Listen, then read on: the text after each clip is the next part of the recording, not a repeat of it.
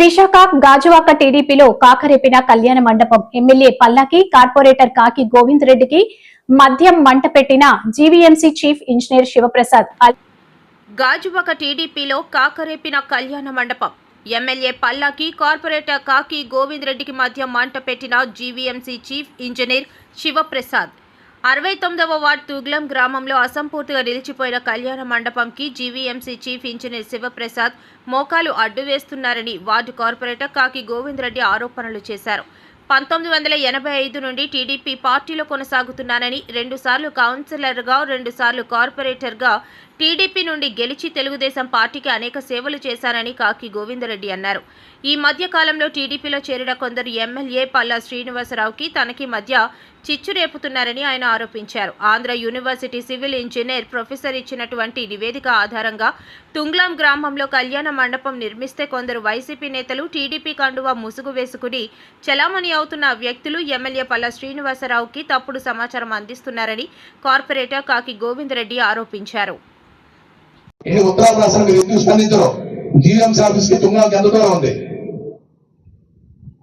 నువ్వు chief engineer గా నీకు బాధ్యత లేదా? ఎంతసేపు ఈయన వచ్చిన తర్వాత ఒక 5 సార్లు 6 సార్లు ఇంటర్నల్ ట్రాన్స్ఫర్ చేసి ట్రాన్స్ఫర్ డబ్బులు తీసుకోవడం నీ డ్యూటీయా? ప్రాజెక్టుల మీద, పనుల మీద, అభివృద్ధి పనుల మీద నీ బాధ్యత లేదా? నువ్వు మళ్ళీ పెద్ద పోటుగాడు అని చెప్పి మళ్ళీ ఎక్స్టెన్షన్ ట్రై చేస్తున్నావు. అరే విశాఖపట్నం ప్రతిష్టాత్మక విశాఖపట్నాన్ని చంద్రబాబు నాయుడు ఆర్థిక రాజధాని చేస్తానంటుంటే ప్రజలు శాంక్షన్ చేస్తున్న పనులు ఆపి ప్రజలు ఇబ్బంది పడతావా? ఏ దన్ను చూసుకొని ఇలా వ్యవహరిస్తున్నావు, మళ్ళీ వ్యవహరిస్తున్నావు. ప్రజా పనుల పట్ల ఇంత నిర్లక్ష్యం నీకు పోతుందా? ఎన్ని లెటర్లు పెట్టినా ఒక వార్డు మెంబర్ గా నీకు సమాధానం ఇవ్వవా?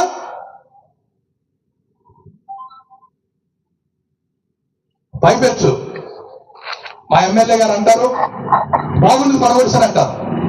మా వైసీపీ వాళ్ళు తప్పట్లు కొడతారు తప్పదు. అది వైసీపీ వాళ్ళు అడిగారట ఇక్కడ కాకపోతే తన దగ్గర కట్టమంటున్నాను. మీరు ప్రజాప్రతినిధి, అన్ని రాజకీయ పార్టీలు సమానమే, మీకు కట్టండి. మీరు ఎమ్మెల్యే అయ్యారు, వాళ్ళు లెటర్ రాస్తే ₹1 కోటి, వడ్డప్పుడు 14 కోట్లు ఇప్పించారు. 4 కోట్లు ఇప్పించండి, మా వైసీపీ 2 కోట్లు ఇప్పించండి. అడిగితే కట్టండి. ఈవేళ తుంగంలో కళ్యాణ మండపం ఆపేయడానికి మొన్నటి వరకు కారణం చెరువు అన్నారు. ఎంఆర్ఓ రిపోర్ట్ ఇచ్చింది, తారకరామ కళ్యాణ మండపం చెరువులో లేదు, గ్రామ కంట్రోల్లో ఉందని రిపోర్ట్ ఇచ్చింది. రిపోర్ట్ ఉంటుంది చూడు. తీవ్ర పరిణామాలకు సిఈ గారే బాధ్యత వహించాల్సి ఉంటుంది. ఏ మా తుంగలం ప్రజలు ఏ డయేరియా వల్ల చనిపోయినా, ఏ మంచినీటి పొల్యూషన్ వల్ల చనిపోయినా, ఏ దోమకాటుకు ఎవరైనా చనిపోయినా దానికి పూర్తి రెస్పాన్సిబిలిటీ చీఫ్ ఇంజనీర్ శివప్రసాద్ రాజు వహించాలని చెప్పి ఈ సందర్భంగా డిమాండ్ చేస్తున్నాం. అప్పుడు నీ పక్షాన ఉన్న ఏ ప్రజాప్రతినిధి కూడా నిన్ను కాపాడలేదని కూడా ఈ సందర్భంగా తెలియజేస్తున్నా. నువ్వు అవినీతి పరుడు కాబట్టే ఈ పనుల పట్ల నిర్లక్ష్యం వహిస్తున్నావు. ఒక వార్డు కార్పొరేటర్ గా ఇంత సమస్య ఉందన్నప్పటికీ, ఊర్లో ఉన్న మురుగునీరంతో తిరిగి స్టాగ్నేట్ అయిపోతుందో చెప్పినప్పటికీ ఎందుకు ఇంత నిర్లక్ష్యంగా వ్యవహరిస్తున్నావు? సమస్యను పరిష్కరించవలసిన బాధ్యత నీది కాదా అని ప్రశ్నిస్తున్నా. మాకు తగులు పెడతారా? మా పార్టీలో మాకు ఇబ్బందులు పెడతారా? మా ఎమ్మెల్యేకి మీరు ఎందుకు తప్పుడు సమాచారం ఇచ్చారు? ఆంధ్ర యూనివర్సిటీ ప్రొఫెసర్ ఈ బిల్డింగ్ పనికి రాదని ఇచ్చిన సర్టిఫికెట్ మీరు ఎందుకు ఎమ్మెల్యే గారికి చెప్పలేదు?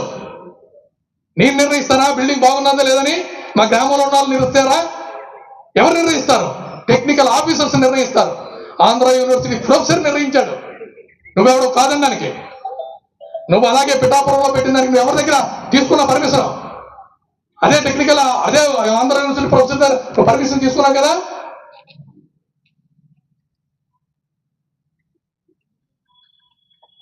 కాబట్టి దయచేసి ప్రజా పనులు జరుగుతున్న దృష్ట్యా, అభివృద్ధి జరుగుతున్న దృష్ట్యా మా ఊర్లో, మా వార్డులో ఎక్కడైనా సరే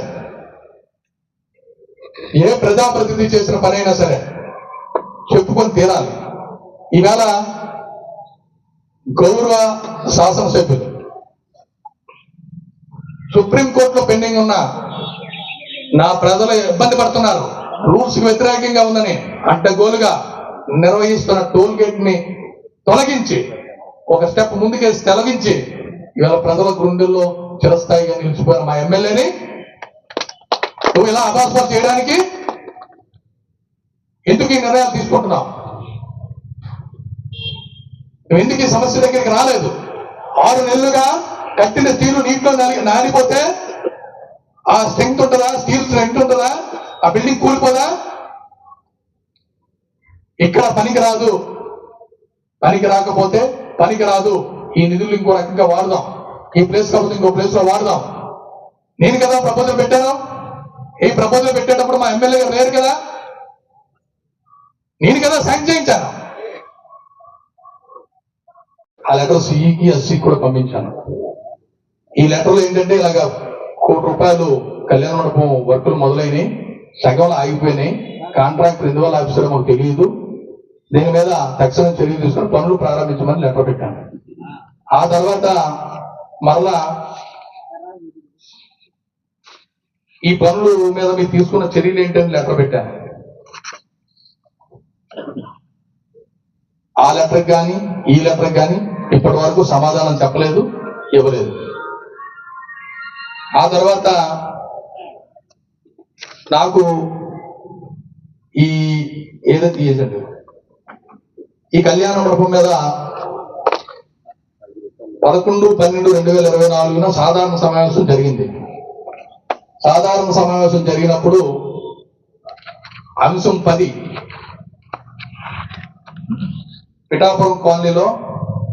పిఠాపురం కాలనీ నందు పాత శిథిలావస్థలో ఉన్న షాపింగ్ కాంప్లెక్స్ స్థానంలో G+1 షాపింగ్ కాంప్లెక్స్ నిర్మించడం కొరకు అంచనా విలువ ₹1,89,30,30,000 పరిపాలన ఆమోదం కొరకు ఆవేళ ఎజెండాలో పెట్టడం జరిగింది.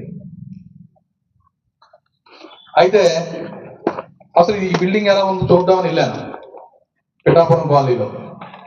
వెళ్తే అందులో ప్రజెంట్ ఈ రోజు కూడా ఒక సచివాలయం రన్ అవుతుంది, కింద షాపులు రన్ అవుతున్నాయి. అటువంటి బిల్డింగ్ ని 91లో మేయర్ డివి సుబ్బారావు గారు ప్రారంభించిన బిల్డింగ్ ని తీసేసి 2 కోట్లు ప్రతిపాదన పెట్టారు. ఇదే ఇంజనీర్ గారు, సిఈ గారు. ఆ రోజు ఆ సందర్భంగా గౌరవ శాసనసభ్యులు పల్లా శ్రీనివాసరావు గారు నా వార్డు నేను ప్రాతినిధ్యం వహిస్తున్న తుంగలం గ్రామంలో